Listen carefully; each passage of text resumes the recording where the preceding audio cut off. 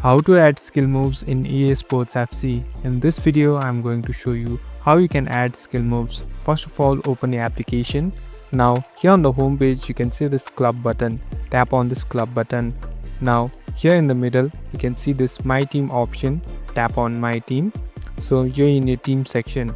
Here at the last, on the bottom, you can see this team editing option. Tap on it again.